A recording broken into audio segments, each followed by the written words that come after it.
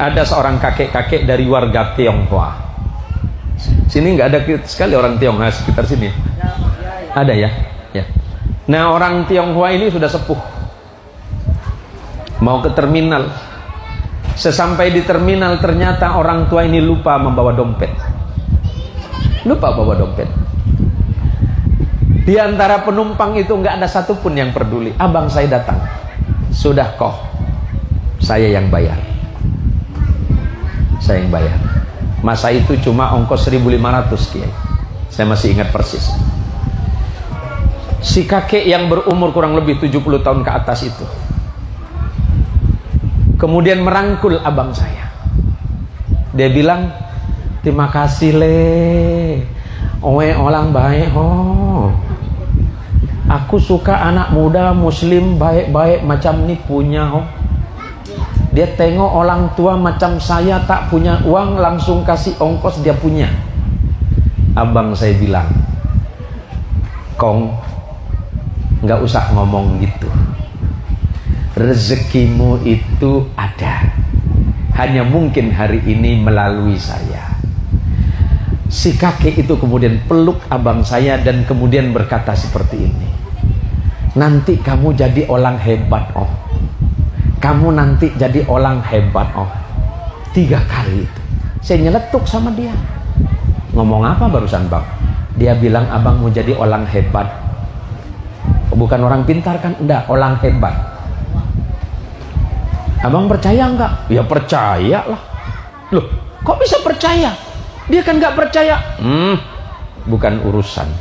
Karena ketika engkau berbuat baik, orang tidak bertanya apa agamamu. Ketika engkau beramal salih, jangan melihat kepada siapapun engkau melakukan kesolihan itu. Ketika engkau berbuat kebaikan, karena Allah yang memerintahkan, bukan karena engkau pengen dilihat orang baik. Seiring berjalannya waktu, ada kejadian yang luar biasa. 1 minggu setelah itu, abang saya naik oplet lagi. Ada bapak-bapak yang naik oplet yang sama. Ketika bapak itu turun dan seluruh penumpang turun, ternyata abang saya menemukan 1 map besar.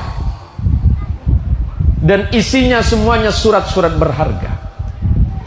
Pada hari itu abang saya bilang, Zen, ikut abang. Ambil motormu, kemana? Kita antarkan ini. Saya lihat itu cek pak. Saya bilang, duit semua nih bang.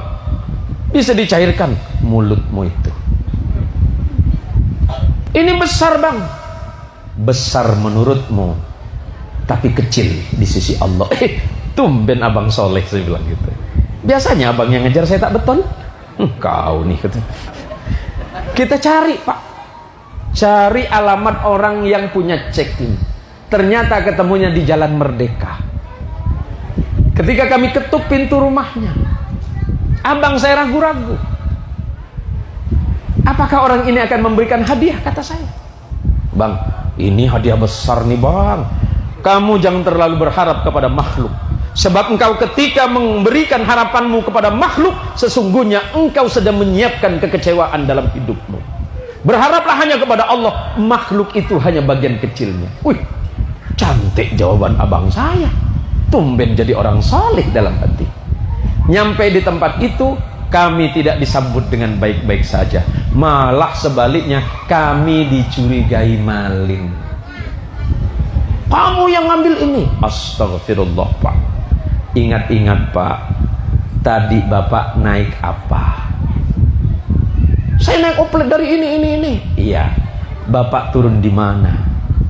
Bapak tadi lupa, saya turun yang terakhir. Saya temukan ini. Saya masih punya niat baik kepada bapak. Tapi seandainya bapak menganggap itu bukan kebaikan, saya serahkan kepada Allah. Indah bahasa abang saya. Pulang, abang saya itu istighfar terus. Astagfirullahaladzim, astagfirullah. Saya tanya, kenapa istighfar bang? Apa karena orang tadi nggak ngasih dua uang yang banyak? Bukan. Kalau sampai abangmu ini tidak beristighfar, mungkin tadi terjadi keributan. Sudahlah saya berbuat baik, malah tidak dianggap.